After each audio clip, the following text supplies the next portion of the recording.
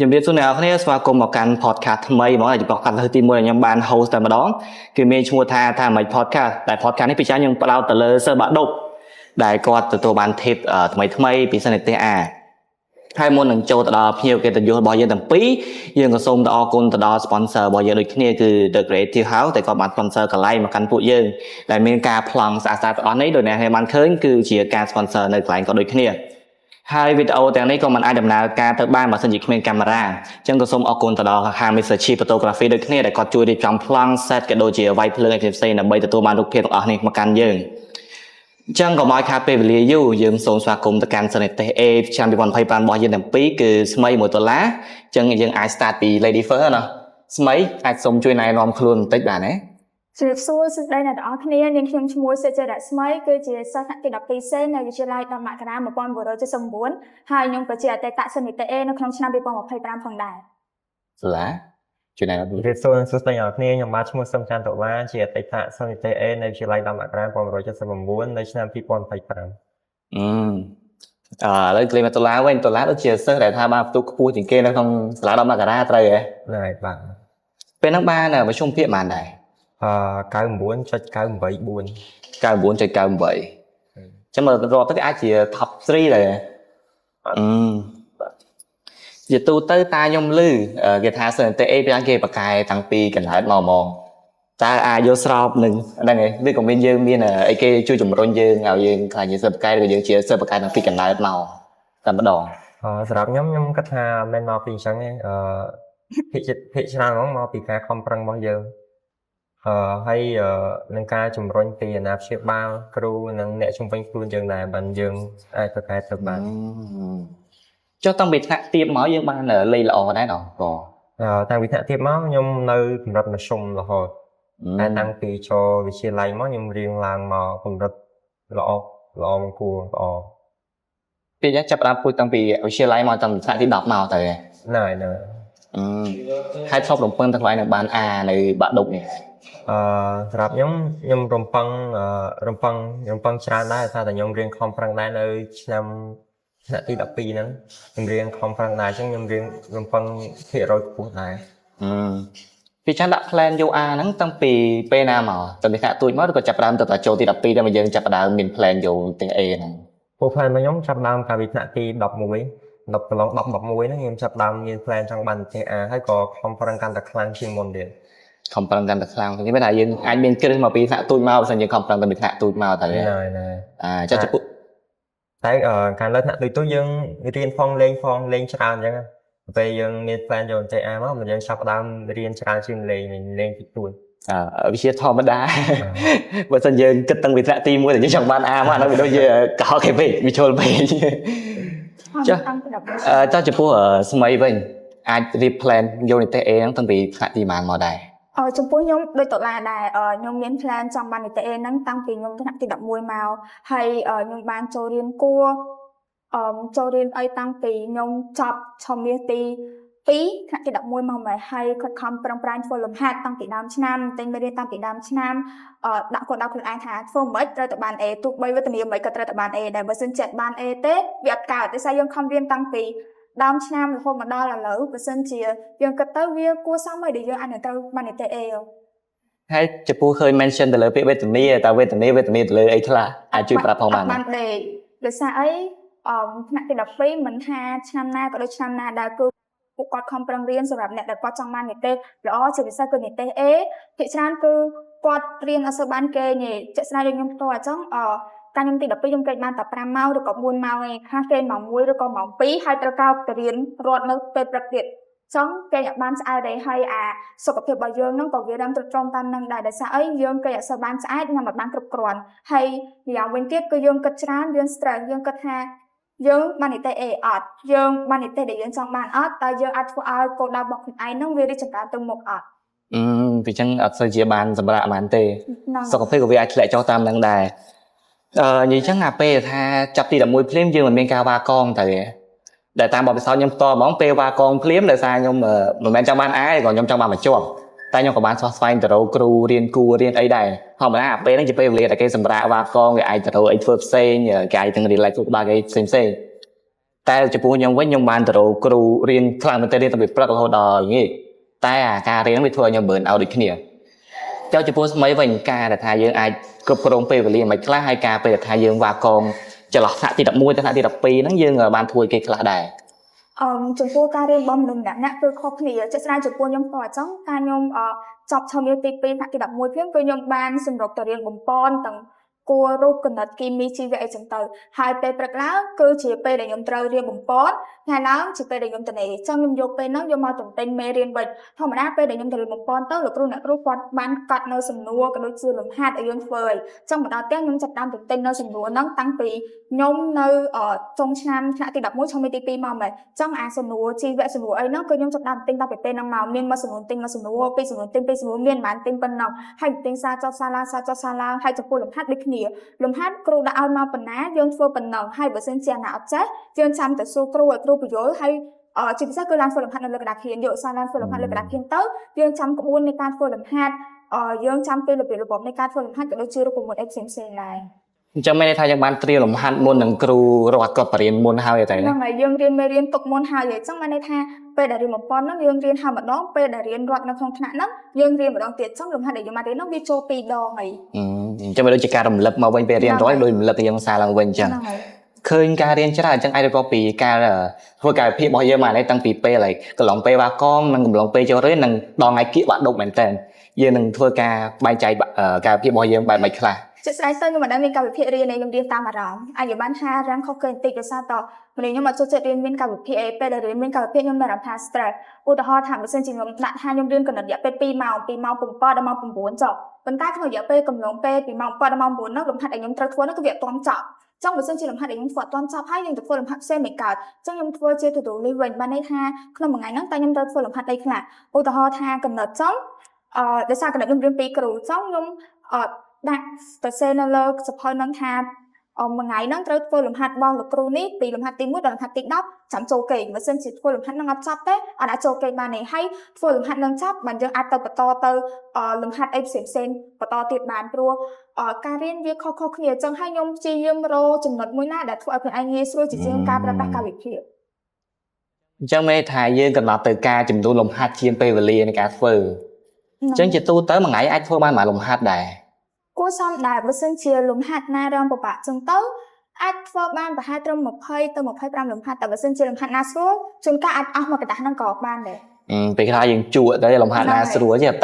ទៅរហូតតែលំហាត់ណាស្រួលពេកមានម្លងវាណាឬក៏ធ្វើទាំងអស់ហ្មងអត់អីទេព្រោះជួនកាលលំហាត់ដែលយើងគិតថាស្រួលហើយយើងអាចនឹងអត់ចេះទៅម្លងចាំមិនថាយើងអត់ឲ្យផ្្លាត់ណាមួយទេធ្វើទាំងអស់ហ្មងហ្នឹងហើយចោះចំពោះតារាវិញទៅលើការរៀប schedule រៀនមិនខ្លះដូចស្មីហ្នឹងគាត់អាចបានកំណត់ទៅលើម៉ោងឬក៏អីមួយទេគាត់រៀនតាមអារម្មណ៍ថ្ងៃណាគាត់ចង់ធ្វើលំហាត់ណាគាត់ចំណត់ជាចំនួនលំហាត់វិញចុះចំពោះតារាវិញបែងចែកពេលវេលាមិនខ្លះតាំងពីមុនពេលចូលរៀនកន្លងពេលចូលរៀននិងការគៀបបាក់ដប់ផ្សេងជាធម្មតា schedule 3ហ្នឹងក៏អាចនឹងមានការប្រែប្រួលតាមស្ថានភាពជាងយើងអាចបែងចែកការមិនខ្លះដែរខ្ញុំមុនពេលចូលរៀនថ្នាក់ទី12ហ្នឹងខ្ញុំក៏រៀនជំនាញថ្មីដែរខ្ញុំស្វែងរករៀនបនក្រៅជាមួយលោកគ្រូអ្នកគ្រូផ្សេងដែរអញ្ចឹងហើយរៀងរវល់ទាំងព្រឹកទាំងល្ងាចអញ្ចឹងហើយមានតនេដែលរៀងពេលយប់ឯងពេលយប់រៀងតនេអញ្ចឹងពេលយប់ហ្នឹងខ្ញុំអង្គុយអត់តចាប់ដើមតែមេរៀនដែលខ្ញុំភាគច្រើនអនុវត្តលំហាត់ច្រើនអនុវត្តច្រើនហើយដូចថាមួយថ្ងៃហ្នឹងបើសិនជាខ្ញុំរៀនមានអារម្មណ៍ថាខ្ញុំរៀនជាងតាមអារម្មណ៍ដែរបើសិនជាថ្ងៃហ្នឹងខ្ញុំចង់រៀនគណិតខ្ញុំអង្គុយធ្វើតែគណិតរហូតដល់ខ្ញុំរៀនមួយគេខ្ញុំចូលគេខ្ញុំហ្មងសិនជាថ្ងៃហ្នឹងមើលទៅវារៀងសល់រូបឬក៏រូបហ្នឹងខ្ញុំចង់ចេះពីវាឲ្យបានច្រើនខ្ញុំធ្វើតែរូបហ្នឹងដល់មួយគេខ្ញុំចូលគេខ្ញុំហ្មងចុះបើសិនជាថ្ងៃណាមួយយើងអត់មានអារម្មណ៍រៀនតែយើងនៅតែបខំមួយថ្ងៃនៅក្នុងការរៀនឬក៏យើងមាន plan របស់យើងឬក៏យើងធ្វើតែ2 3លំហាត់ហើយទៅចូលសម្រាប់មកឬក៏យ៉ាងម៉េចដែរសម្រាប់ខ្ញុំភាគច្រើនលំហាត់ខ្ញុំអត់មានអារម្មណ៍រៀនទេខ្ញុំរៀនចិត្តធ្វើលំហាត់អញ្ចឹងហើយតតែមេរៀនអីមិនពេលខ្លះខ្ញុំអត់មានអារម្មណ៍ខ្ញុំត្រូវដាក់កំហិតខ្លួនឯងថាខ្ញុំត្រូវទិញបានប៉ុណ្ណាដើម្បីសម្រាប់អញ្ចឹងដូចថាថ្ងៃហ្នឹងខ្ញុំគួរទិញពី10ទៅ15សំណួរអញ្ចឹងធ្វើម៉េចទិញឲ្យបានប៉ុណ្ណឹងបាទខ្ញុំសម្រាប់ខុសពីខ្ញុំធ្វើលំហាត់តែមួយអត់ចេញដេកបាត់ហើយខ្ញុំអត់សូវជានៅជិះក្បាលយូរទេដោយសារពេលហ្នឹងខ្ញុំជាអត់សូវជា focus ហ្មងដែរតតែខ្ញុំអាចនឹងគៀកថ្ងៃមិនអាចនឹងភ័យចាប់ដើមសម្រុងចាប់ដើម research ផងទៅវាធ្វើឲ្យយើងចាប់ អានេះក៏មិនបានចាប់មនុស្សក៏មិនបានហើយដោយសារអាគ្រឹះយើងរៀងខ្សោយផងទៅវាចាប់ទៅឲ្យយើងរៀងវល់តែដល់ពេលយើងធ្វើលំហាត់តាំងពីដើមឆ្នាំមកប្រហែលជាអត់សូវវល់ទៅលើចុងឆ្នាំឯណោះតែយើងមានគ្រឹះស្រាប់ ហ្នឹងហើយ ជាទូទៅលំហាត់ពេលចាំសិនជាយើងចេះរូបមន្តវាទាំងអស់ហើយយើងចេះរបៀបនៃការធ្វើទាំងអស់ទោះជាលំហាត់ប្លែកប៉ុណ្ណាក៏យើងអាចបែកចេញដែរទៅ ហ្នឹងហើយភាគច្រើនអញ្ចឹងតែអត់ទាំងអស់គេខ្លះវាមានកលឹះបន្តិចបន្តួចដែលធ្វើឲ្យជើងឆ្កោះលំហាត់ហ្នឹងឲ្យយើងធ្វើចេញបានតែវាអត់មែនថាចាំរូបមន្តទាំងអស់យើងអាចទាញទៅធ្វើលំហាត់បានទាំងអស់ហើយវាភាគច្រើនទេ ចុះចំពោះការអន្ទិញមេរៀនមិញនិយាយតែរឿងលំហាត់ ហ្នឹង ចុះទៅលើការអន្ទិញមេរៀនវាប្រហែលយើងជួយអន្ទិញពេលយប់ឬក៏អន្ទិញពេលព្រឹកដែរ សម្រាប់ខ្ញុំចូលចិត្តទិញពេលយប់ទិញពេលយប់មុនចូលគេអញ្ចឹងខ្ញុំធ្វើលំហាត់បានមកកន្លះម៉ោង1ម៉ោងហើយខ្ញុំចង់ទិញខ្ញុំទិញប្រហែលជា1ម៉ោងកន្លះទៅ2ម៉ោងល្មមដល់ម៉ោងខ្ញុំចូលគេហើយព្រឹកឡើងខ្ញុំងើបទៅខ្ញុំអាចរំលឹកវាមកវិញគ្រាន់តែអង្គុយអានវាមកត្រួសមកចប់ហ្នឹងណា ពីចាចូលគេមកប៉ុន្មានដែរយប់ឡើង ទៅខ្ញុំចូលគេម៉ោង11កន្លះទៅ12 11កន្លះ12 ហើយ អត់ខុសពីខ្ញុំដល់ម៉ោង3ដែរ ម៉ោង 3 ខ្ញុំដល់ម៉ោង3 ហើយខ្ញុំតាំងពីរៀននៅថ្នាក់ទី12ហ្នឹងខ្ញុំមកដែរចូលគេខ្ញុំជិតព្រឹកថ្នាក់ហ្នឹងយូរម្ដងពេលថ្ងៃណាដែលខ្ញុំអត់អង្គុយគេ ខ្ញុំនៅម៉ោង3នៅលេងហ្គេមតែថាខ្ញុំរៀនអត់ចូលខ្ញុំអត់ចង់រៀនខ្ញុំចង់រៀនដែរតែរៀនវាអត់ចូលអញ្ចឹងទៅខ្ញុំក៏ចាប់ផ្ដើមលេងហ្គេមទៅតែដល់ពេលហើយយើងថាលេងតែមួយផ្លែទេតែវាមានអារម្មណ៍ថាជួទៅក៏ចេះទៅរហូតទៅឥឡូវយើងត្រឡប់មកការអន្ទិញមេរៀនវិញយើងមានវិធីសាស្ត្រក្នុងការអន្ទិញមេរៀនតាមខ្ញុំ research មកគេមានវិធីក្នុងការកត់ចំណាំវិធីនៅក្នុងការ highlight ទៅលើសភៅឬក៏គេព្យាយាមគូជារូបភាពដើម្បីគេស្រួលរំលឹកមកវិញនៅក្នុងការចាំចុះចំពោះតារាវិញមានការវិធីអន្ទិញបែបណាដែរ មេរៀននៅថ្នាក់វិទ្យាសាស្ត្រយើងមាន2មានជីវៈនិង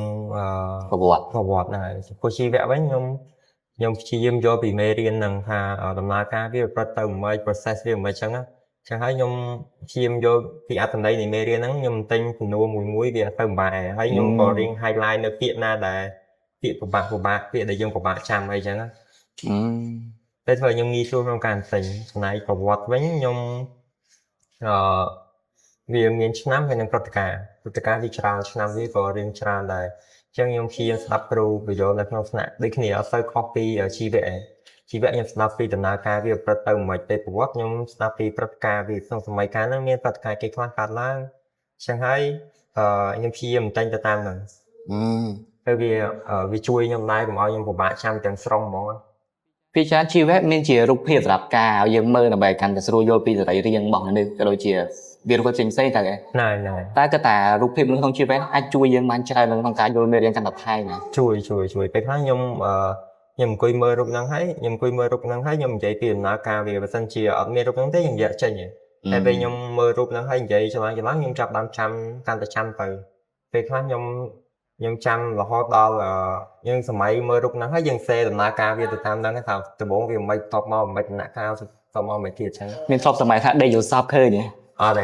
ដល់អាហ្នឹងណាខ្ញុំមានកាលមានតែគេអង្គុយរំលឹករូបភាពអស់ចឹងថ្នាក់សម័យដេកយល់សពឃើញឈាមចរន្តឈាមដល់គូក្បាលអីចឹងហើយចូលចំពោះការរៀនវាចិត្តរៀនម្នាក់ឯងច្រើនជាងក៏រៀនជាក្រុមច្រើនជាងពីច្រើនខ្ញុំចូលចិត្តរៀនម្នាក់ឯងម្នាក់ឯងអាចប្រាប់ពីភាពខុសគ្នានៃការរៀនម្នាក់ឯងនិងរៀនជាក្រុមបានរៀនម្នាក់ឯងនិងរៀនជាក្រុមសម្រាប់ខ្ញុំរៀនម្នាក់ឯងខ្ញុំមានអារម្មណ៍ថាវារៀង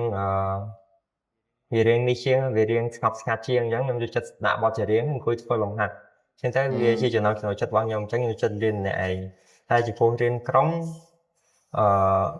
ក៏វាល្អដែរពេលខ្លះយើងឆ្ងល់កន្លែងណាមួយយើងអាចសួរអ្នករៀនមួយយើងសួរយោបល់គេសួរអីចឹងបានដែរដាក់បទចម្រៀងណាមិនបែរថាបទចម្រៀងណាមិនដាក់ដែរច្រៀងទៅតាមម្លប់វិញមេរៀននេះបានអញ្ចឹងអត់ទេតែមេរៀនខ្ញុំដាក់ទៅពេលខ្ញុំធ្វើលំហាត់ជួយខ្ញុំដាក់បទចម្រៀងទៀតទៅវាកាន់តែ smooth ទៀត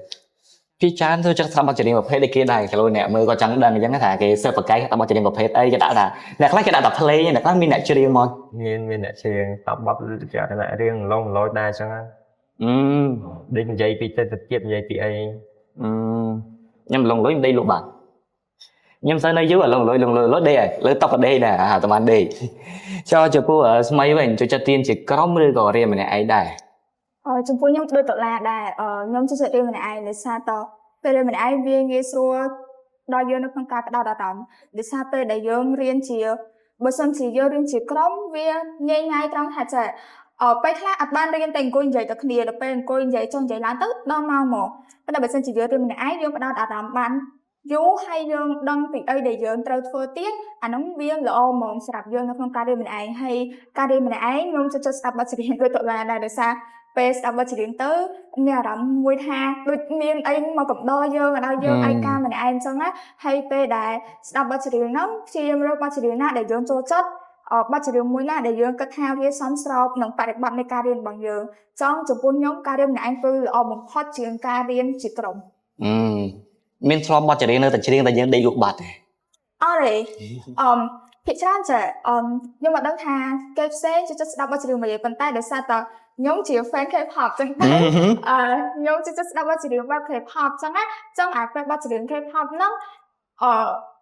ងវាមានអារម្មណ៍មួយថាពេលយើងស្ដាប់ទៅធ្វើឲ្យយើងផ្ដោតអារម្មណ៍ក្នុងការរៀនជាមួយដោយសារតែបទ K-pop ភាគច្រើនវារាំងញាក់វារាំងវាបាច់នាំអីចឹងទៅហើយចឹងយើងច្រៀងតាមច្រៀងអីពេលខ្លះដែរចឹងវាមានអារម្មណ៍មួយថាយើងអាចនឹងផ្ដោតអារម្មណ៍បានច្រើនជាងមុនតែបើអ្នកផ្សេងខ្ញុំមិនដឹងហើយបើចំពោះខ្ញុំតពេលដែលខ្ញុំស្ដាប់បទចម្រៀងផងធ្វើលំហាត់ផងខ្ញុំកាន់តែផ្ដោតជាងមុនប៉ុន្តែបើអ្នកខ្លះគាត់និយាយថាពេលដែលគាត់ធ្វើលំហាត់បដាគាត់ស្ដាប់បទចម្រៀងបដាវាបែកអារម្មណ៍តែចំពោះខ្ញុំអត់ទេបើសិនជាខ្ញុំមានអារម្មណ៍ថាខ្ញុំរៀនដល់បទចម្រៀងខ្ញុំវាអត់ចូលវិញវាដូចអត់មានអ្នកគេកំដរខ្ញុំពេលកំពុងរៀនខ្ញុំស្មានតែចិត្តស្ងាត់ម្នាក់ឯងខ្ញុំគេដាក់បទចម្រៀងតែដាក់ K-pop ចឹងវាមានសារវាមានក្បាច់ទ្រាំច្រើនតែពេលស្ដាប់មានលួចទ្រាំទេអត់ផងចឹងថាបទចម្រៀងមានច្រើនប្រភេទពេលខ្លះក៏ខ្ញុំស្ដាប់បទ K-pop ទៅពេលខ្លះក៏ស្ដាប់បទអង់គ្លេសពេលខ្លះក៏ស្ដាប់បទចិនអីចឹងទៅតាមអីដែលទៅតាមអារម្មណ៍របស់ខ្ញុំចង់ស្ដាប់ខ្ញុំចង់ស្ដាប់បទអីខ្ញុំដាក់បទនឹងស្ដាប់ចុះជាទូទៅចំពោះការបកមករៀនជាក្រុមវិញដោយសារយើងរៀនម្នាក់យើងរៀនប្រហែលច្រើនដែរការរៀនជាក្រុមតែយើងការក្នុងការរើសមិត្តភ័ក្តិនៅក្នុងការរៀនជាក្រុមហ្នឹងវាសំខាន់ចំពោះយើងអត់សំខាន់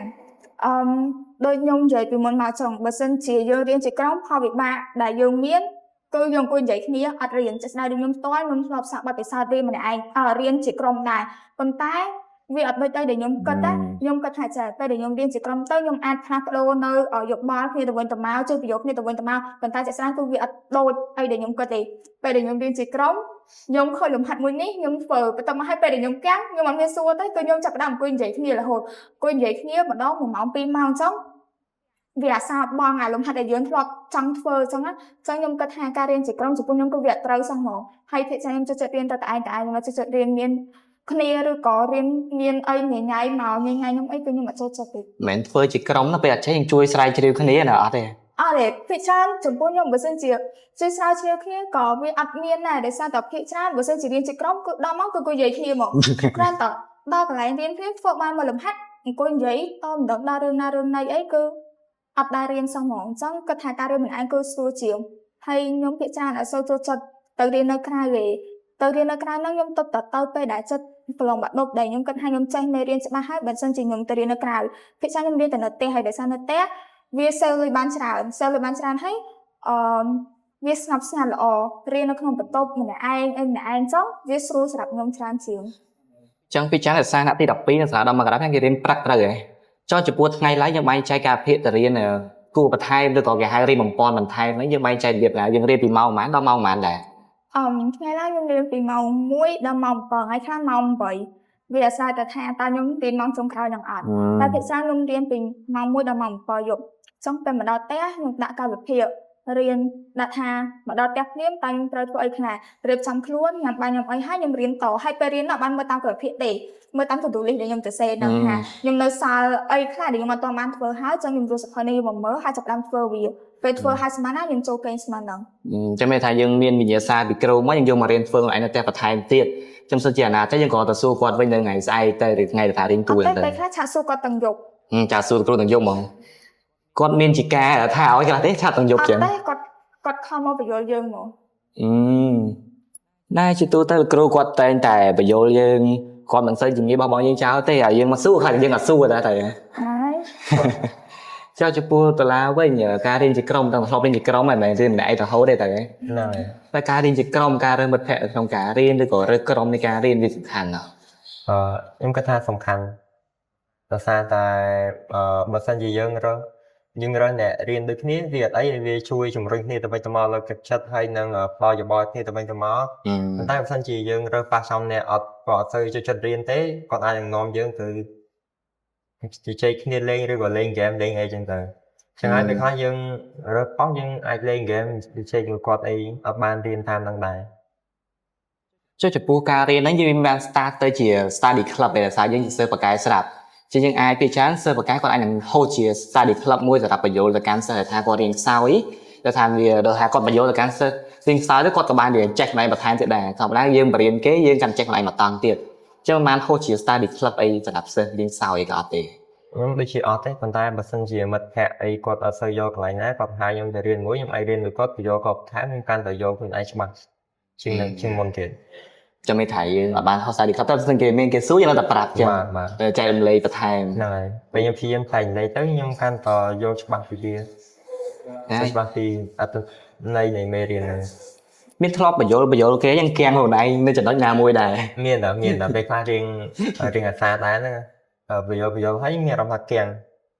គឺថាមិនបានវាអញ្ចឹងគៀងហើយក៏គួយគិតសិនគិតហើយបញ្យល់គេទៅតាមហ្នឹងទៀតទៅបើមិនជា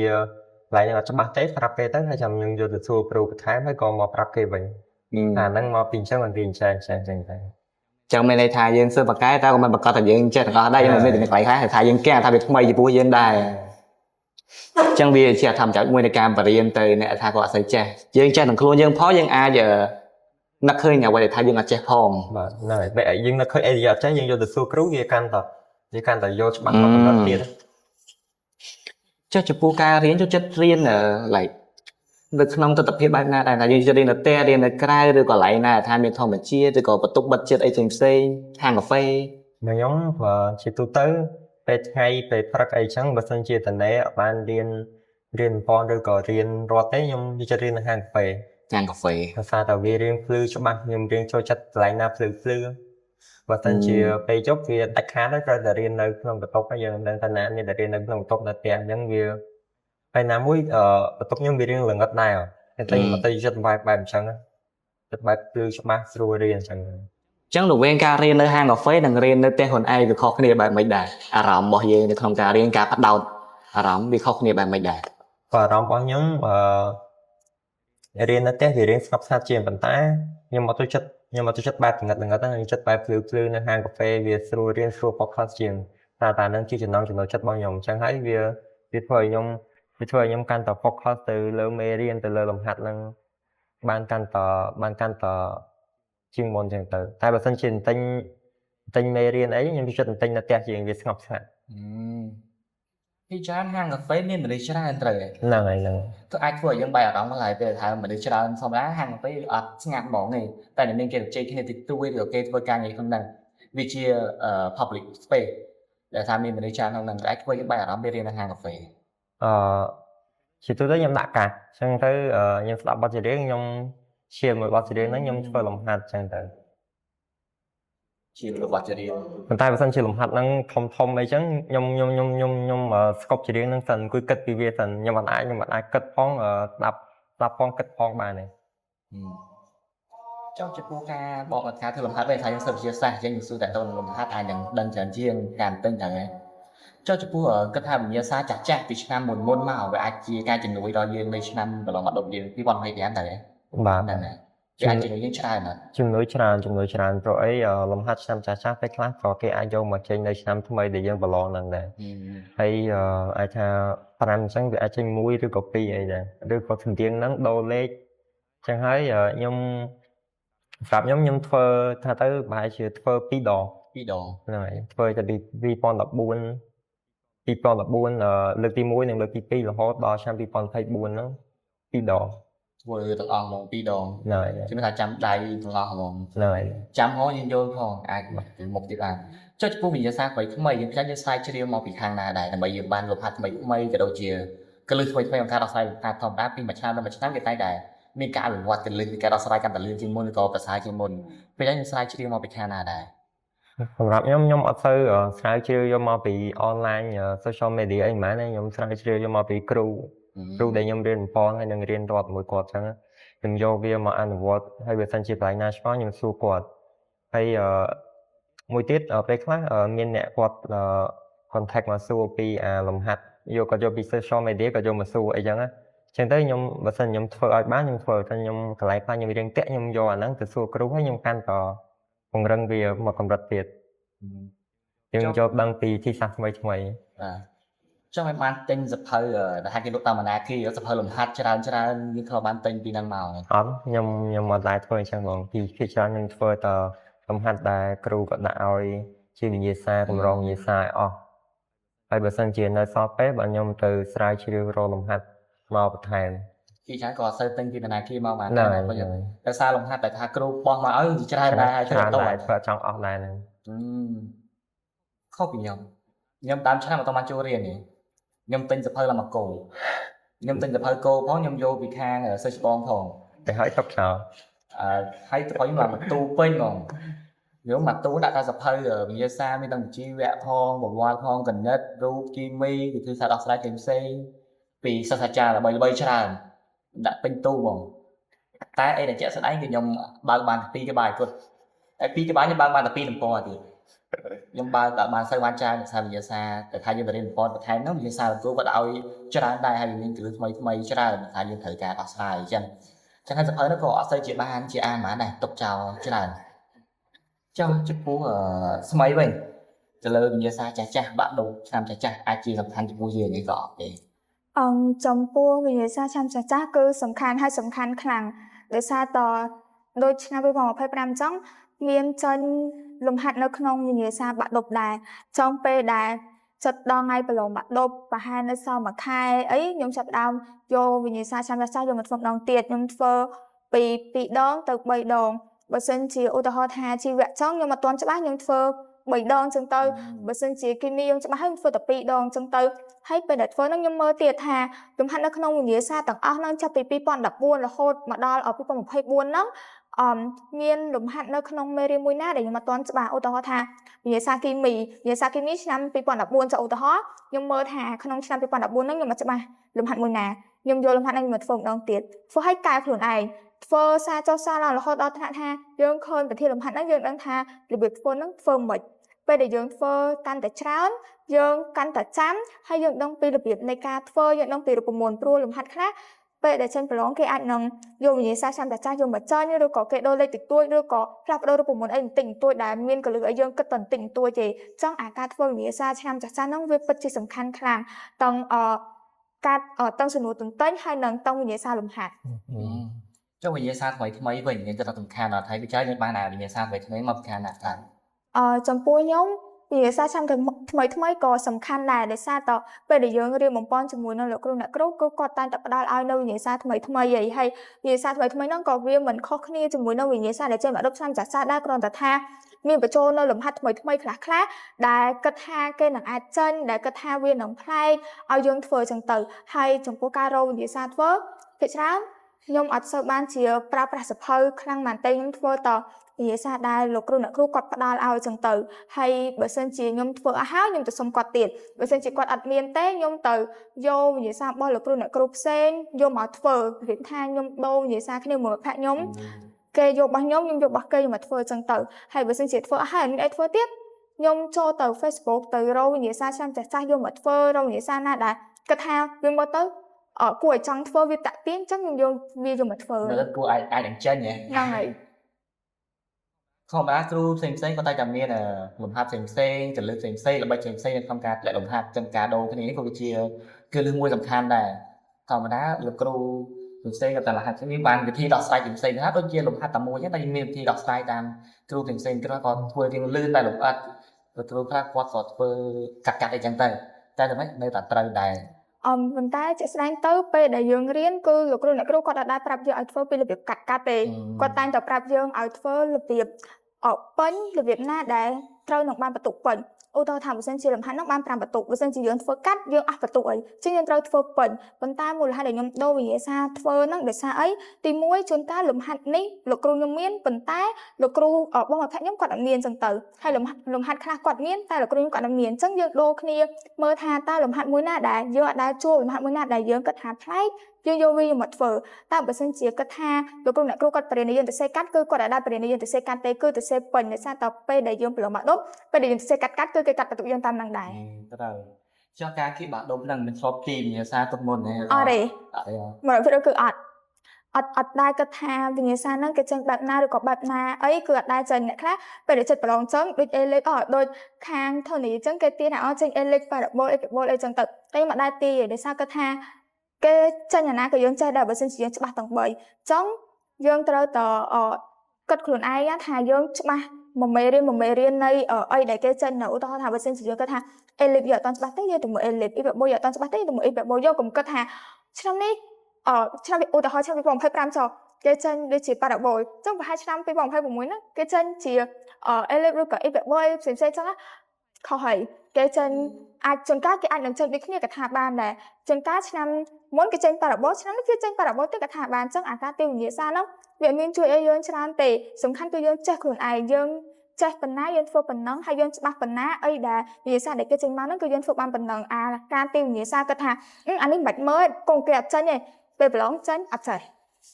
ចុះមានធ្លាប់ឃើញតែវិញ្ញាសាក្នុង TikTok ក៏ដូចជា Facebook គេថាវិញ្ញាសាបែកឃ្លាអីធ្លាប់គិតថាហ្នឹងអាចនឹងចេញឬក៏យើងអាចយកអាហ្នឹងមកធ្វើខ្លះ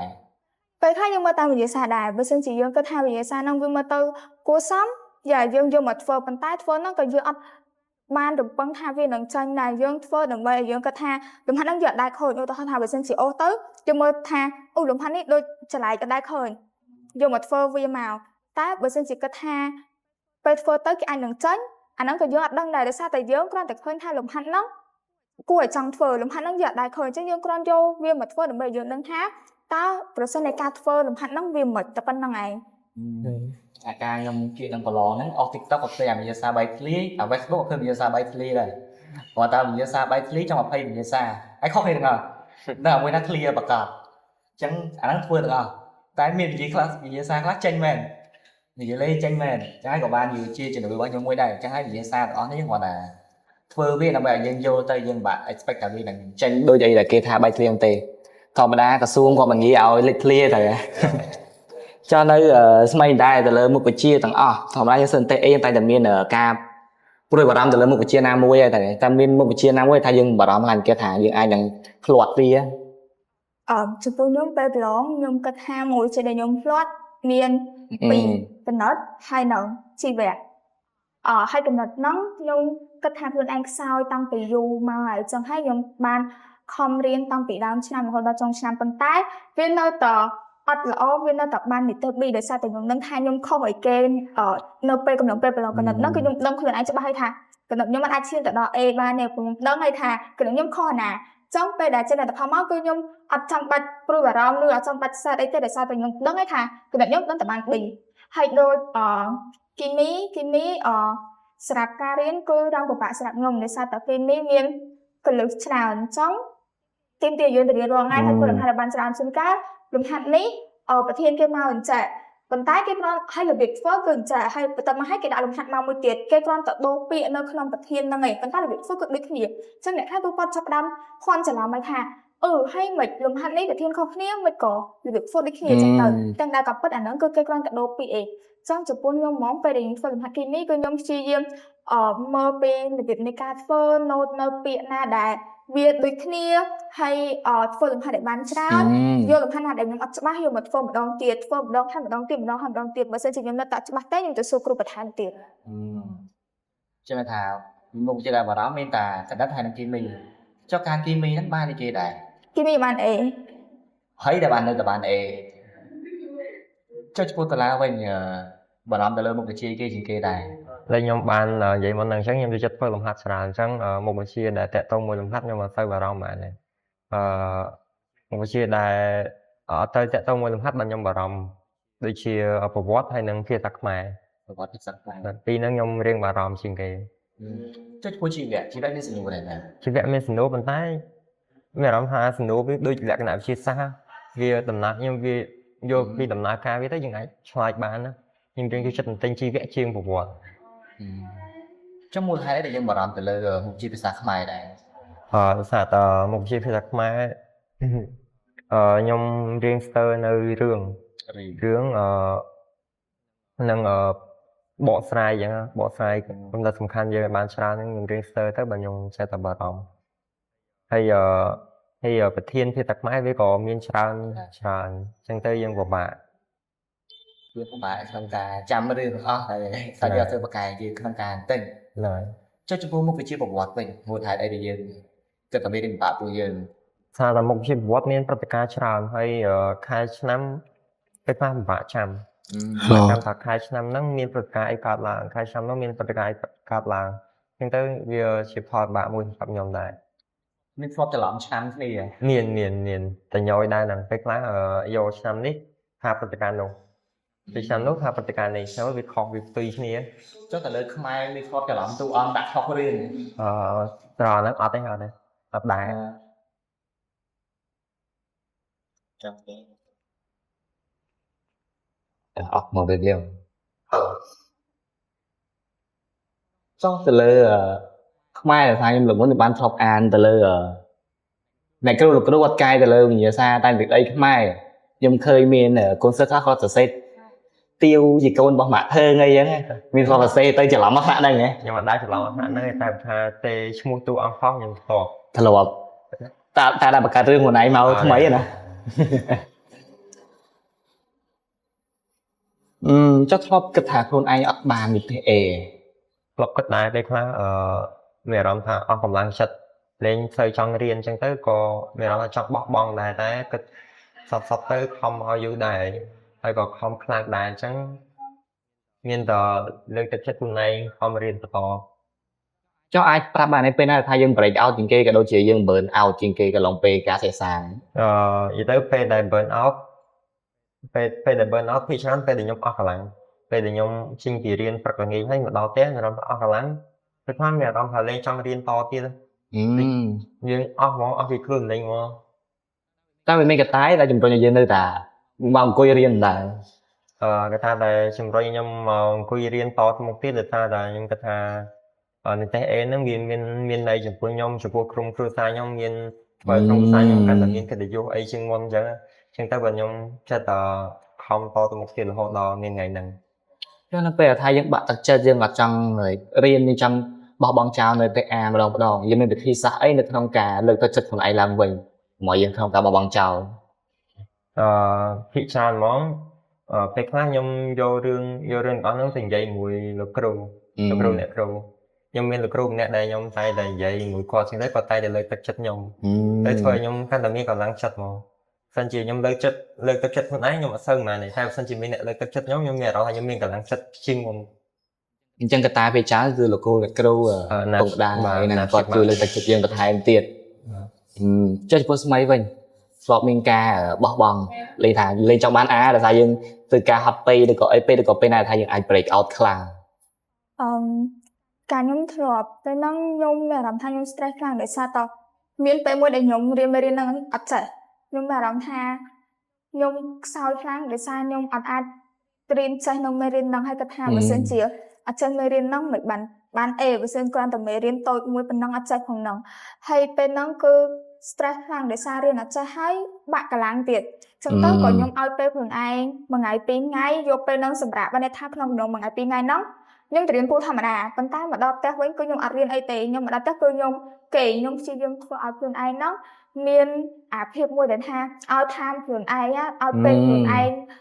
សម្រាប់ខ្លះដូចជាទៅមើលឬក៏ធ្វើអីក៏បានដែរកុំឲ្យខ្លួនឯង stress ខ្លាំងពេកហើយបានចាប់ផ្ដើមមករៀនអាមេរៀនដែលយើងអត់ចេះហ្នឹងយើងមករៀនបន្តទៀតហើយចាប់ផ្ដើមឲ្យកម្លាំងចិត្តខ្លួនឯងថាចាធ្វើមិនត្រូវតែរៀនឲ្យចេះធ្វើមិនមួយមេរៀនហ្នឹងធ្វើមិនរៀនឲ្យចេះបើមិនជាអត់ចេះទេអត់បានអេខ្ញុំព្យាយាមគម្រាមខ្លួនឯងចង់វិញហា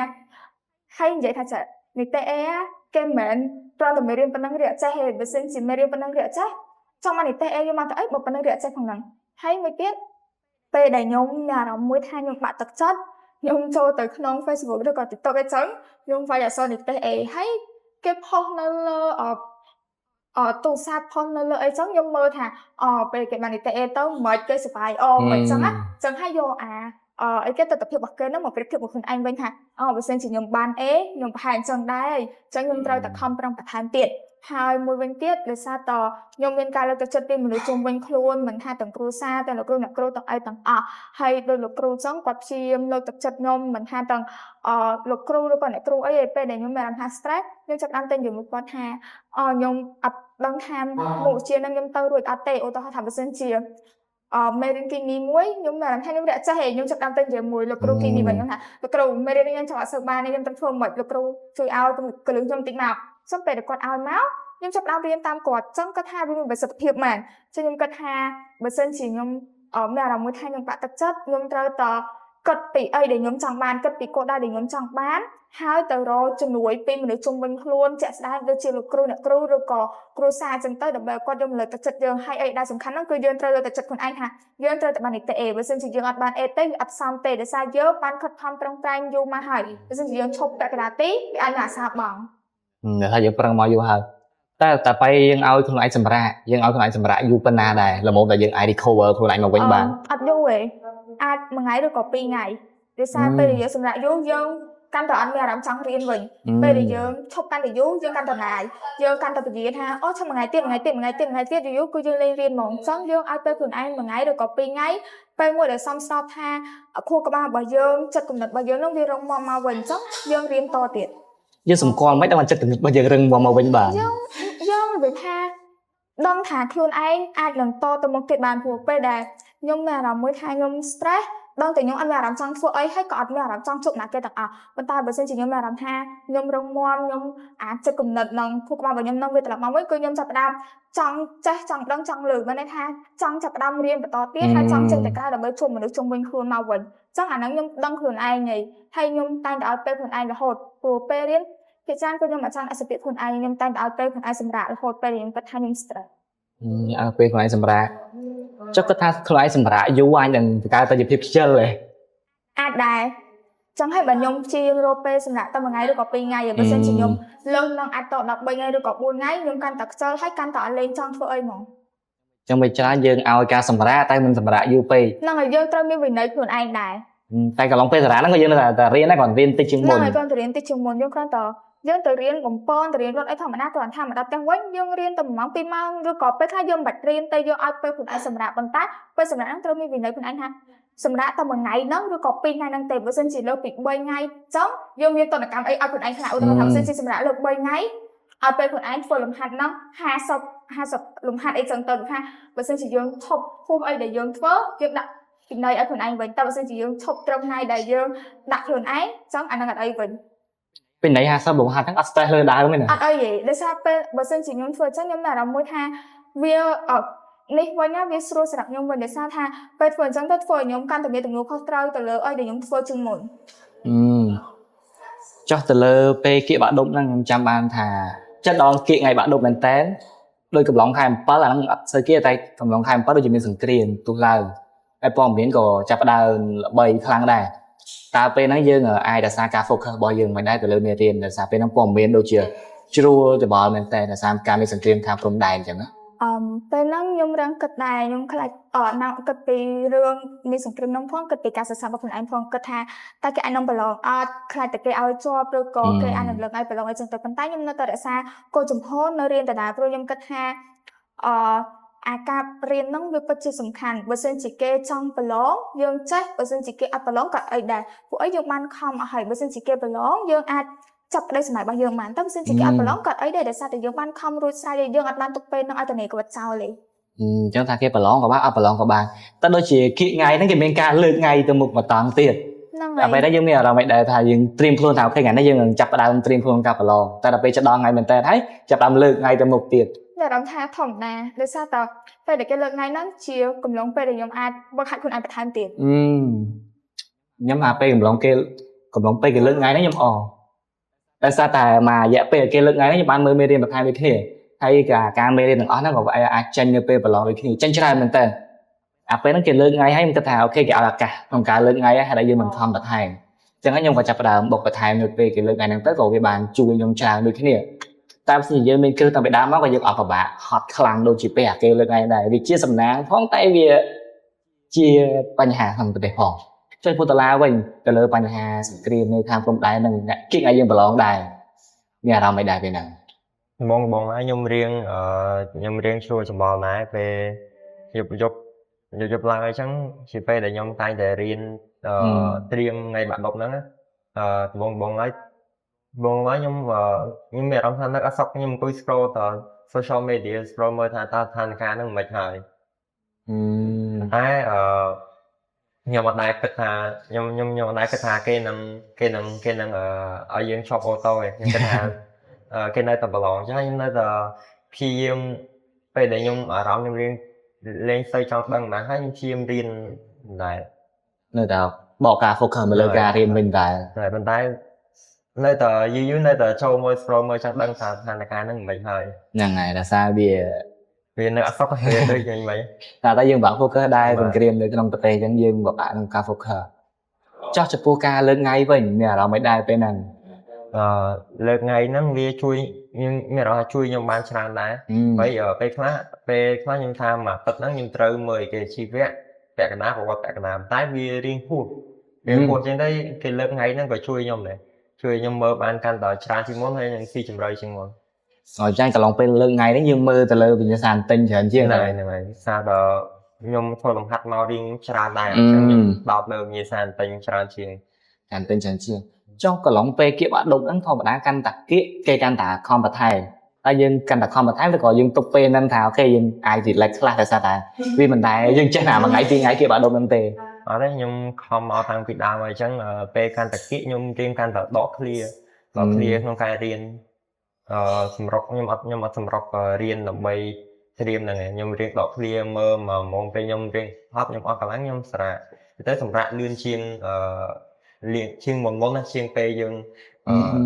ដើមឆ្នាំមុនមានថាយើងត្រៀមសុខភាពត្រៀមកម្លាំងសម្រាប់ការប្រឡងហ្មងបាទចុះចំពោះស្មៃវិញធ្លាប់បារម្ភពីសុខភាពពេលនៅពេលថាយើងអត់ទៅជាបានសម្រាប់ប្រឡងពេលប្រឡងធម្មតាសិស្សទី12គាត់អាចនឹងគេងរៀងយប់ជ្រៅហើយគាត់ងើបព្រឹកឡើងដើម្បីទៅរៀនបន្តទៀតពេលហ្នឹងធ្លាប់បារម្ភពីសុខភាពយើងខ្លាំងពេលហ្នឹងធ្លាប់បារម្ភដែរដោយសារតការខ្ញុំប្រឡងហ្នឹងមុនប្រឡង2ថ្ងៃក៏ខ្ញុំឈឺហើយពេលហ្នឹងខ្ញុំភ័យខ្លាំងខ្ញុំខ្លាចខ្ញុំអត់បានទៅប្រឡងដោយសារតខ្ញុំខំប្រឹងតាំងពីដើមឆ្នាំហើយអញ្ចឹងអាចជ័យជំនះរបស់ខ្ញុំហ្នឹងវានៅ2ថ្ងៃពេលប្រឡងហ្នឹងឯងប៉ុន្តែវាពិបាកត្រង់ថា2ថ្ងៃមុនប្រឡងហ្នឹងខ្ញុំឈឺហើយពេលហ្នឹងគឺខ្ញុំបាក់ខ្លាំងខ្ញុំវល់មុខផងខ្ញុំកវត់ផងហើយក៏ខ្ញុំអត់ដឹងថាខ្លួនឯងហ្នឹងកើតអីដែរប៉ុន្តែខ្ញុំព្យាយាមប្រឹងខ្លួនឯងទៅញ៉ាំរបស់ណាដែលវាមានជីវជាតិដែលគិតថាជួយយើងបានហើយព្យាយាមគេឲ្យបានគ្រប់គ្រាន់ពេលដែលចិត្តដល់ថ្ងៃប្រឡងហ្នឹងគឺខ្ញុំគេហើយខ្ញុំអត់ដាក់សតិខ្លួនឯងទេដោយសារតខ្ញុំបានខំប្រឹងរៀនពីដើមឆ្នាំមកហើយអញ្ចឹងពេលដែលចិត្តដល់ថ្ងៃប្រឡងគឺខ្ញុំដកកម្រិតចេញខ្លះបានន័យថារយៈពេលមួយថ្ងៃហ្នឹងមិនមែនថាខ្ញុំអត់រៀនសោះទេប៉ុន្តែខ្ញុំកាត់បន្ថយការរៀនវិញធម្មតាដូចខ្ញុំធ្លាប់រៀនពីព្រឹកដល់យប់ចឹងទៅប៉ុន្តែពេលចិត្តដល់ប្រឡងអញ្ចឹងខ្ញុំអត់សូវរៀនខ្លាំងទេខ្ញុំរៀនតមកល្មមដែលខ្ញុំគិតថាគុកបានខ្ញុំអាចទទួលយកបានខ្ញុំអត់បុកខ្លាំងខ្ញុំអត់បុកយកទាំងអស់វាថាចាមួយថ្ងៃហ្នឹងធ្វើមិនទិញពីមេរៀននេះដល់មេរៀននេះអត់ចប់គឺអត់ទេពេលខ្ញុំមើលតសំណួរណាដែលខ្ញុំគិតថាខ្ញុំអត់ទាន់ច្បាស់ធម្មតាពេលខ្ញុំទិញមេរៀនគឺខ្ញុំតែងតែ note ឬក៏គូចំណាំនៅសំណួរមួយណាដែលខ្ញុំគិតថាវាពិបាកវាច្បាស់សម្រាប់ខ្ញុំអញ្ចឹងពេលចិត្តដល់ថ្ងៃប្រឡងខ្ញុំរំលឹកទៅសំណួរហ្នឹងហើយរំលឹកទៅសំណួរណាដែលខ្ញុំគិតថាវាពិបាកសម្រាប់ខ្ញុំទេអញ្ចឹងវាអត់មានអីដែលថាត្រូវញ៉ៃញ៉ៃច្រើនណាហើយចំពោះសុខភាពដូចគ្នាខ្ញុំរាំងស្ដាយដែរការ2ថ្ងៃមុនប្រឡងហ្នឹងគឺខ្ញុំឈឺបើសិនជាពេលហ្នឹងគឺខ្ញុំថែរក្សាសុខភាពតាំងពីដើមឆ្នាំវាអត់អាចនឹងឈើកំឡុងពេល2ថ្ងៃមុនប្រឡងហ្នឹងឯងហើយពេលហ្នឹងគឺខ្ញុំខ្លាចតខ្ញុំអាចទៅប្រឡងបានដោយសារតពេលហ្នឹងគឺវាគៀកងាយខ្លាំងមែនតើប៉ុន្តែព្យាយាមប្រឹងខ្លួនឯងចឹងទៅហើយក៏អាចទៅប្រឡងបានអាចទៅប្រឡងពេលហ្នឹងមិនដូរប្រឡងចិត្តផ្ទះដែរទេចិត្តផ្ទះឥឡូវបកវិញដោយសារគៀកប្រឡងគិតថាសិស្សខ្សោយគាត់អាចនឹងត្រៀមមុនមួយខែគាត់បុកខ្លាំងគៀកប្រឡងមួយខែគាត់អាចនឹងជាប់ឬក៏គាត់អាចនឹងបាននិទេសល្អដែរអត់ខ្ញុំអត់អាចនិយាយបានដោយសារតែក្នុងវាអាស្រ័យទៅលើយើងរៀនដែរថាតើយើងបានខំប្រឹងដល់កម្រិតណាបើសិនជាយើងគិតថារយៈពេលមួយខែនេះយើងអាចទៅរួចខ្ញុំគិតថាអាចនឹងបានតែបើសិនជារយៈពេលមួយខែហ្នឹងយើងអាចទៅរួចទេវាទៅតាមអីដែលយើងបានធ្វើដោយសារត ដូចខ្ញុំបាននិយាយស្រាប់ទៅថាខ្ញុំអត់ដែលមាន plan រៀនទុកមុនមួយខែមុនប្រឡងអីអត់ទេគឺខ្ញុំតាំងខំប្រឹងរៀនតាំងពីដើមឆ្នាំមកចង់បើសិនជាសួរសំណួរខ្ញុំថាបងបើសិនជាខ្ញុំរៀនមួយខែតើខ្ញុំអាចចប់អា10អត់ចម្លើយខ្ញុំសូមឆ្លើយថាខ្ញុំអត់ដឹងខ្ញុំអត់ច្បាស់ដោយសារតើខ្ញុំមិនមែនជាម្នាក់ដែលរៀនមួយខែមុនប្រឡងទេចង់ជាប់ឬធ្លាក់គឺវាអាស្រ័យទៅលើយើងអ្នករៀនខ្លួនឯង ដោយសារឥឡូវវាក្រៅមួយខែបាត់ហើយអាចនឹងពេលគាត់ខែនេះផុសទៅអាចនឹងគៀកថ្ងៃបាក់ដប់អញ្ចឹងក៏លោកមានសិស្សណាគាត់ឆ្ងល់ដែរគាត់ផុសគាត់ថានេះគាត់ខំមួយខែហ្នឹងគាត់អាចនឹងជាប់អត់ហ្នឹងវាស៊ីសងទៅលើការខំរបស់គាត់ដែរគាត់ខំប៉ុណ្ណាគាត់ពេលគាត់ការខំខ្លាំងពេកអាចនឹងបោះគាត់ទៅដល់សុខពេលគាត់អាចនឹងបោះបង់ការប្រឡងមុននឹងពេលប្រឡងទីគាត់ថាបានចោះទៅលើយើងសិនទេអេខាងជាសាស្ត្រទៀតយើងជឿទៅលើអបិយជំនឿដល់ពេលចិត្តថ្ងៃប្រឡងមានបានទៅសែនជ័យសែនអី ជឿមុនថ្ងៃប្រឡងហ្នឹងបានទៅសែនទៅអុជធូបអីហើយក៏បានស្រោចទឹកស្រោចអីដែរឲ្យម៉ាក់ជូនទៅ មានការសែនអីគេណាគោមកមុខប្រហឹងហ្នឹងហ្នឹងសែនបានកន្លែងដែរពីរកន្លែងហ្នឹង ហើយស្រោចទឹកមួយទៀត តើការសែននេះយើងអាចតាគិតថាយើងវាជួយឲ្យយើងជាប់ឬក៏វាជួយឲ្យស្ថានភាពផ្លូវចិត្តរបស់យើងរៀនស្ងប់ជាងមុនជួយស្ថានភាពផ្លូវចិត្តមានអារម្មណ៍ថាពេលយើងសែនហើយយើងនឹងចិត្តណា យើងនឹងជាងមុនចុះមានវិធីសាស្ត្រអបិយជំនឿផ្សេងៗដូចជាចូលមុនប្រឡងចូលក្នុងថ្នាក់អន្តរមជា3ដងអីចឹងណាអត់ទេមុនប្រឡងមុនប្រឡងសុំនៅតែស្ងៀមស្ងាត់យើងនៅស្ងៀមស្ងាត់ហើយពេលដែលប្រឡងយើងមើលហើយយើងសេតាមហ្នឹងទៅខ្ញុំអត់មានវិធីសាស្ត្រអីហ្នឹងសារមហឹកហ្នឹងដូចជាមុនប្រឡងគេមានមើលគូសតុកផងគេមានត្រាំជើងផងគេមានសែនផងគេមានអីច្រើនយើងមកដល់សែនឲ្យចិត្តយើងស្ងាត់ជាមួយណាអូខេតោះមិនដោយសារកាមេរ៉ាវាអស់ថ្មមានត្រូវការ switch ថ្មដែរអញ្ចឹងតវិញឥឡូវឈានទៅដល់ការប្រឡងវិញសួរថ្មីវិញពេលប្រឡងនេះយើងមានថាយើងធ្លាប់លុបពីខ្លះដូចជាអនុវត្តគាត់យ៉ាប់ណាគាត់តឹងណាការប្រឡងគាត់តែជ្រុះបិចគាត់ទៅបានមើលគ្នាក៏អត់បានតើការរំពឹងទុករបស់យើងថាវាមានការលំបាកនិងការប្រឡងជាក់ស្ដែងវាខុសគ្នាបែបម៉េចខ្លះមួយលោកគ្រូអ្នកគ្រូអនុរៈមិនថាយើងនិយាយហ្នឹងឲ្យគាត់និយាយជួយយើងក្នុងការប្រឡងទេយើងនិយាយដើម្បីឲ្យយើងមានអារម្មណ៍មួយថាយើងមានថាសុខភាពនៅក្នុងការប្រឡងណាកុំឲ្យគ្រាន់តែកលេសខុសអនុរៈដើមចិត្តមកអូហុយមែនវាចឹងអត់ទេគឺខ្ញុំព្យាយាមនិយាយមកអនុរៈដើម្បីអារម្មណ៍ខ្ញុំហ្នឹងធូរស្រាលហើយមួយវិញទៀតពេលដែលមុនប្រឡងពេលដែលខ្ញុំនិយាយមកអនុរៈចង់ខ្ញុំប៉ះអនុរៈគឺគាត់រាំងស្រួលខ្លាំងមែនតើពេលដែលចិត្តប្រឡងចង់គឺគាត់ចាប់ដើមនិយាយដើម្បីកុំឲ្យសិស្សហ្នឹងភ័យក៏ព្យាយាមលើកទឹកចិត្តថា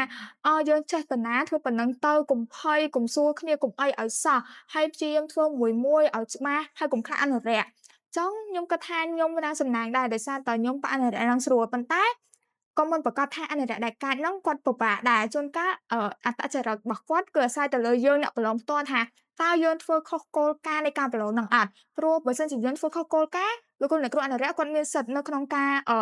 ដាក់ពិន័យយើងឬក៏សញ្ញាបិទឲ្យដល់យើងប្រឡងប៉ុន្តែបើសិនជាយើងប្រឡងយើងគោរពតាមនៅគោលការណ៍ដែលក្រសួងបានដាក់ឲ្យអាហ្នឹងគឺវាអត់មានអីដែលថាត្រូវពិបាកទេយើងស្រួលមួយគាត់ស្រួលមួយយើងបើសិនជាយើងពិបាកមួយគាត់ក៏ពិបាកមួយយើងដូចគ្នា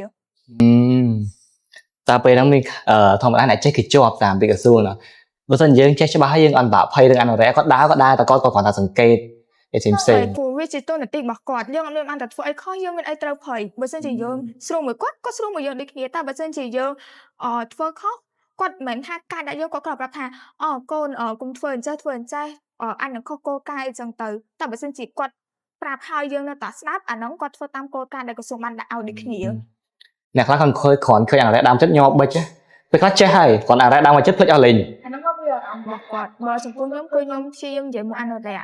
ដើម្បីឲ្យគាត់ថាខ្ញុំស្និទ្ធមួយគាត់ចោះចំពោះដុល្លារវិញ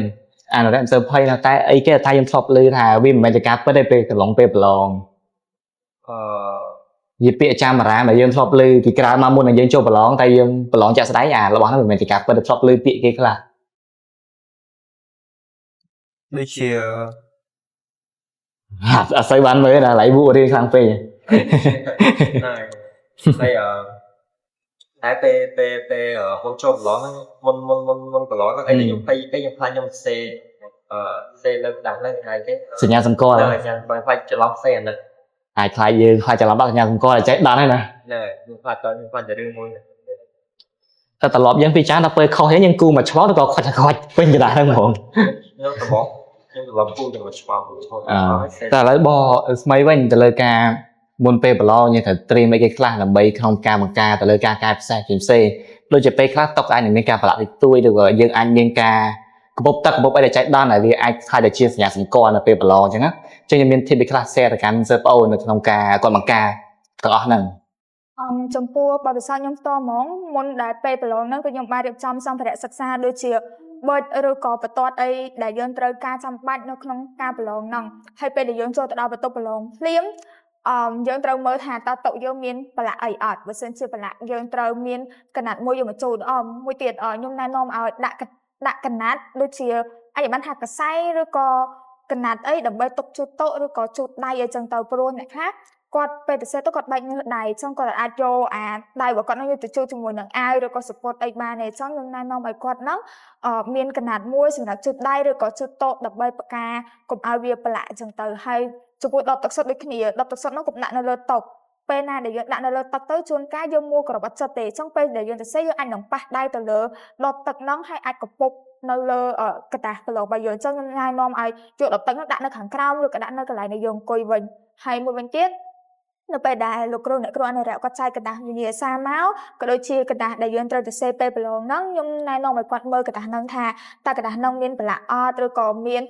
នអីដែលយើងគិតថាយើងអត់ទុកចិត្តអត់យើងអាចសុំលោកគ្រូអ្នកគ្រូអនុរិយដូរបានប្រាប់គាត់ទៅថាกระดาษនេះប្រឡាក់ឬក៏กระดาษនេះធ្លុះឬក៏មានបញ្ហាអីផ្សេងៗប្រាប់គាត់គឺគាត់ដូរឲ្យយើងហើយដោយសារกระดาษគឺមានច្រើនអញ្ចឹងយើងនិយាយហាត់ផងប្រាប់គាត់ទៅគឺគាត់ដូរឲ្យយើងបានហើយចុះទៅលើដបទឹកដូចជាការខ្ញុំប្រឡងមានគេឲ្យហែកផ្លាកវាចេញអាហ្នឹងចំពោះមណ្ឌលផ្សេងខ្ញុំអត់ដឹងប៉ុន្តែមណ្ឌលខ្ញុំគឺអត់អីទេដបទឹកនេះអាចដាក់បានប៉ុន្តែយើងកុំដាក់វានៅលើតុដោយសារយើងត្រូវមានបំរុងប្រយ័ត្នខ្លួនឯងជួនកាលយើងដាក់នៅលើតុទៅអាចនឹងប៉ះដៃចឹងទៅមួយក្របអត់ចិត្តអាចនឹងកពុបពេលដែលយើងធ្វើអត់ពាក់កណ្ដាលទៅកពុបទឹកនៅលើកណ្ដាលយើងមិនត្រូវធ្វើម្ដងទៀតចឹងវាមិនត្រូវខាត់ពេលវេលារបស់យើងចឹងខ្ញុំណែនាំឲ្យយកដបទឹកហ្នឹងដាក់នៅកន្លែងយើងអង្គុយឬក៏ដាក់នៅខាងក្រោមធ្វើម៉េចឲ្យយើងដឹងថាវាមានភាពប្រុងប្រយ័ត្នខ្លួនឯងចឹងណាការខ្ញុំប្រឡងនោះអាដបទឹកគេឲ្យហែកផ្លាកវាចេញដើម្បីការពារទៅជាសញ្ញាសម្គាល់ផ្សេងតែយើងអាចទុកវានៅខាងក្រោមតុយើងទៅដើម្បីបង្ការទៅលើពេលខ្លះអាចទឹកត្រជាក់វាអាចមានការបែកញើសបែកអីក៏ហូរមកលើតុយើងដូចគ្នាចឹងយើងអាចបង្ការវាទុកវានៅក្រោមទៅដើម្បីកុំឲ្យវាហូរច្រើនពេកតែអាចវាដាមដល់កណ្ដាស់យើងពេលខ្លះយើងមិនចង់តែយើងអាចសរសេរបានច្រើនដែរដល់ពេលប្រឡាក់ទឹកមកក៏វាខាតពេលវេលារបស់យើងដែរហើយបើសិនជាយើងអត់ច្បាស់ទៅលើសញ្ញាសម្គាល់ណាមួយឬក៏មានសំណួរអីផ្សេងយើងអាចទៅសួរទៅលើអនុរិយបានគាត់នឹងឆ្លើយប្រាប់យើងដូចគ្នាទៅលើពេលហ្នឹងឥឡូវបចេះវិញទៅដល់ពេលលទ្ធផលហ្មងណាអញ្ចឹងពេលលទ្ធផលមើលផ្ទាល់ឬក៏មើលតាមអនឡាញដែរតាមអនឡាញពេលហ្នឹងដឹងថាថ្ងៃចេញលទ្ធផលភ្លាមពេលហ្នឹងដោយសារតខ្ញុំប្រឡងទៅ1ដុល្លារដែរអញ្ចឹងខ្ញុំឃើញលទ្ធផល1ដុល្លារគឺគេសែនចូលគ្រប់ហើយក៏ដឹងលទ្ធផលនេះគ្នាតែពេលហ្នឹងអត់ទាន់ឃើញលទ្ធផលរបស់ខ្ញុំទេខ្ញុំមានអារម្មណ៍ថាខ្ញុំស្លាប់ដែរថាអញបាន A ឬក៏ B អញ្ចឹងណាពេលហ្នឹងមានអារម្មណ៍ថាភ័យដែរប៉ុន្តែហ៊ានទៅម្ដងប្រឡងទេព្រោះខ្លាចអីដែលរំពឹងគឺវាអត់ដូចអីដែលចង់បានចឹងទៅក៏អង្គុយចាំនៅតែហើយក៏ពេលហ្នឹងលោកគ្រូរបស់ខ្ញុំហ្នឹងគាត់បានឆាតមកដោយសារតលោកគ្រូខ្ញុំគាត់អ្នករៀបចំលទ្ធផលនៅក្នុងមណ្ឌលប្រឡងចឹងក៏គាត់ឆាតមកគាត់សួរថាខ្ញុំនឹងបានទៅមើលលទ្ធផលនៅខ្ញុំក៏ប្រាប់គាត់ថាខ្ញុំអត់បានទៅមើលលទ្ធផលទេហើយទៅគាត់ថាអញ្ចឹងចាំគាត់ថតឲ្យមើលប៉ុន្តែកំឡុងពេលដែលខ្ញុំរងចាំគាត់ហ្នឹងគឺយូរខ្លាំងមែនតើដូចជាកន្លះម៉ោងទៅ1ម៉ោងអីបើគាត់ថតឲ្យហើយពេលហ្នឹងខ្ញុំភ័យហើយខ្ញុំឡើ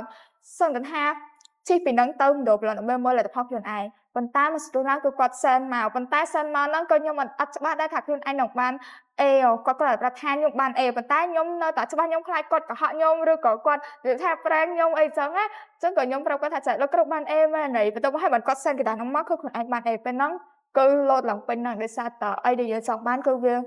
បានអញ្ចឹងបន្ទាប់ពីទទួលបានមិនដឹងថាយើងបានអេដោយយើងពឹងទុកហើយតែយើងអាចប្រាប់ណាគេមុនគេដែរពេលហ្នឹងនៅមួយម៉ាក់ពេលហ្នឹងនៅមួយម៉ាក់ដឹងតែបានអេភ្លាមម៉ាក់រត់ទៅប្រាប់អ៊ំនៅផ្ទះរបស់គាត់បន្ទាប់មកហើយបើរត់ទៅប្រាប់កងតែពេលហ្នឹងកងគាត់រំភើបដែរអញ្ចឹងទៅក៏គាត់យំដោយសារតអត់ដែរមានអ្នកគេបានទេនៅក្នុងគ្រួសារអញ្ចឹងហើយបន្ទាប់មកហើយបានខត់ទៅប្រាប់ពូហើយពេលហ្នឹងពូក៏គាត់ដែរsurpriseដែរដោយសារតពេលប្រឡងហ្នឹងខត់ប្រាប់គាត់ថាខ្លាចខ្លួនអាចបានអេធ្វើអត់បានល្អអីចឹងណា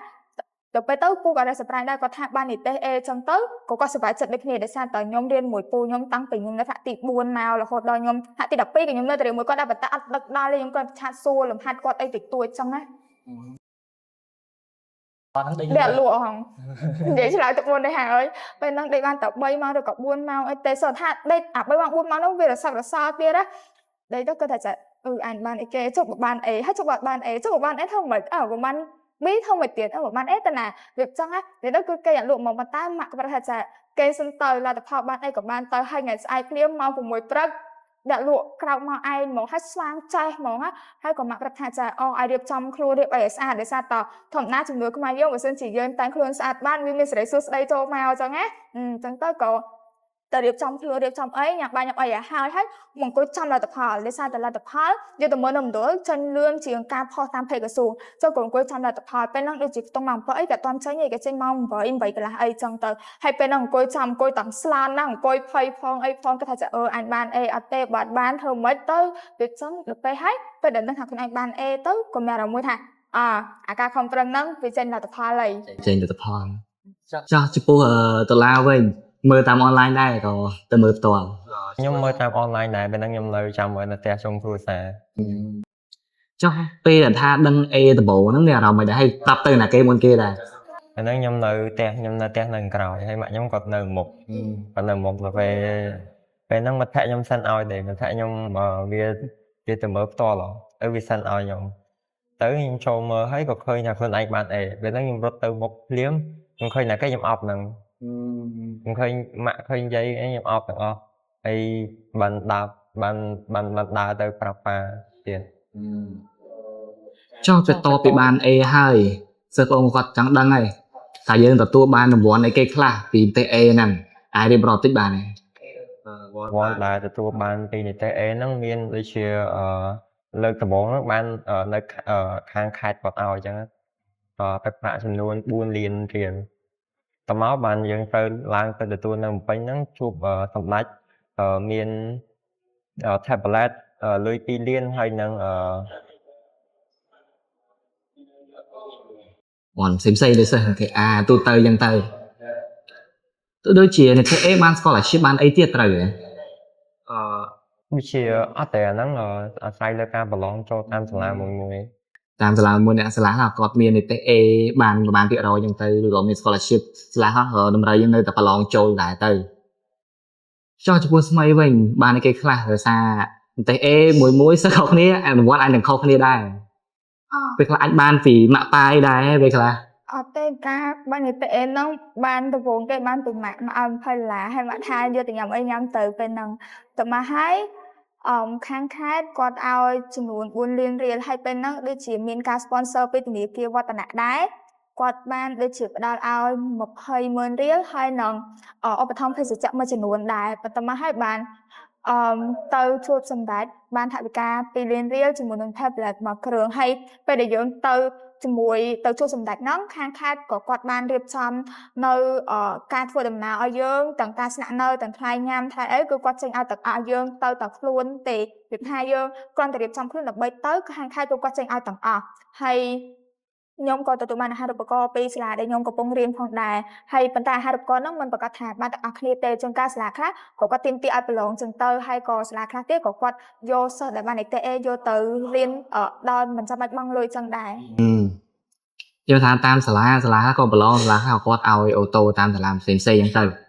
ចឹងឥឡូវជាដូចជាយូរដែរយើងអាចបញ្ចប់ទេឥឡូវមានពាក្យអីគេផ្ដាំផ្ញើទៅកាន់សិស្សប្អូនថាគាត់ចិត្តគៀកថ្ងៃប្រឡងមែនតើ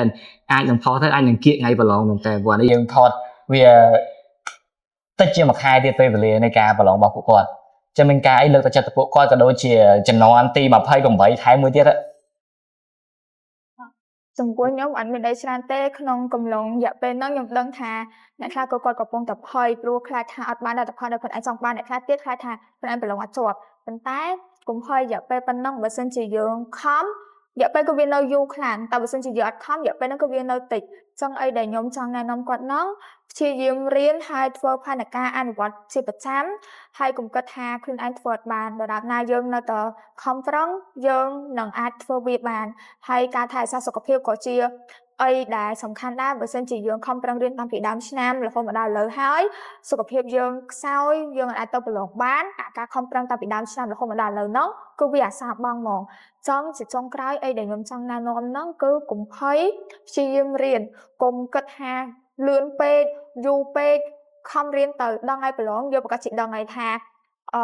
អាការខំប្រឹងរបស់យើងហ្នឹងវាធ្វើបានអត់ព្រោះអ្នកខ្លះពេលចិត្តដល់ថ្ងៃអញ្ចឹងគាត់ប្រកាសជាគិតថាអត់ថាខ្លួនឯងរៀនចេះអីទេការខ្ញុំក៏ដូចគ្នាដែរការខ្ញុំពេលដែលចិត្តដល់ថ្ងៃប្រឡងខ្ញុំមិនដឹងថាការខ្ញុំរៀនចេះអីខ្លះហេខ្ញុំមិនដឹងថាខ្លួនឯងចេះអីហ្មងអញ្ចឹងទៅក៏ខ្ញុំគិតថាចេះអត់អីទេព្រោះខ្ញុំបានខំតាំងពីដើមឆ្នាំមកអញ្ចឹង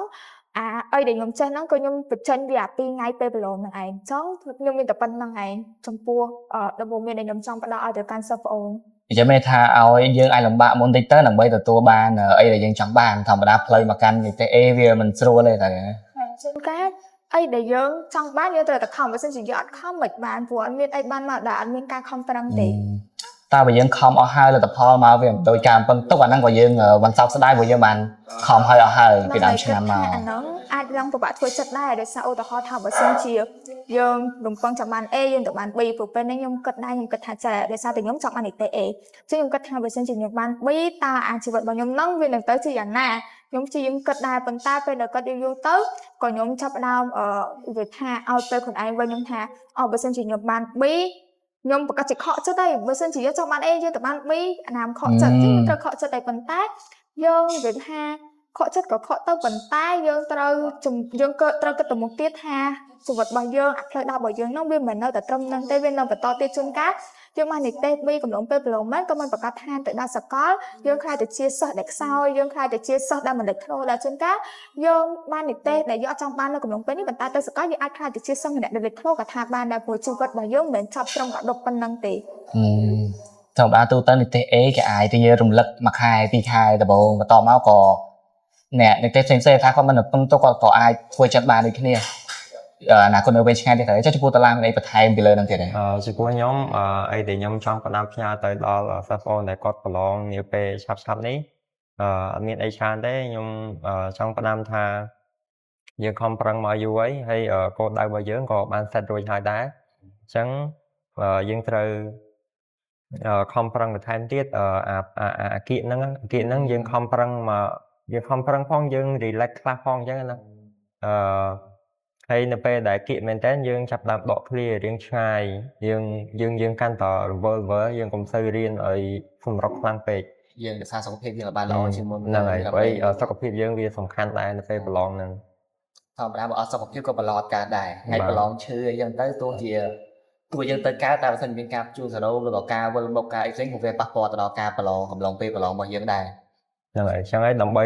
កុំឲ្យអាការខំប្រឹងរបស់យើងតាំងពីដើមឆ្នាំតាំងពីណាពីណីមកវាអាសាបងយើងមានតែមើលថែសុខភាពខ្លួនឯងហើយនៅតែបន្តខំប្រឹងមុខទៀតមានថាគៀកប្រឡងមែនតើទៅអាមេរៀនក៏យើងរំលឹកតែក៏យើងរំលឹកទៅជាងមុនហើយយើងក៏ព្យាយាមថែរក្សាសុខភាពយើងដូចគ្នាដើម្បីត្រៀមសម្រាប់ការប្រឡងថ្ងៃខាងមុខអញ្ចឹង podcast របស់យើងមានតែប៉ុណ្្នឹងសូមអរគុណអ្នកនរគ្នាហើយជាក្រោយក៏អរគុណទៅដល់ sponsor របស់យើងដូចគ្នាសម្រាប់ location គឺអរគុណទៅដល់ The Creative House ហើយទៅលើ photography ក៏ទៅ videography អរគុណទៅដល់ Mr. Chi Photography ដូចគ្នាអញ្ចឹង podcast របស់យើង episode ទី1គឺមានតែប៉ុណ្្នឹងអរគុណច្រើន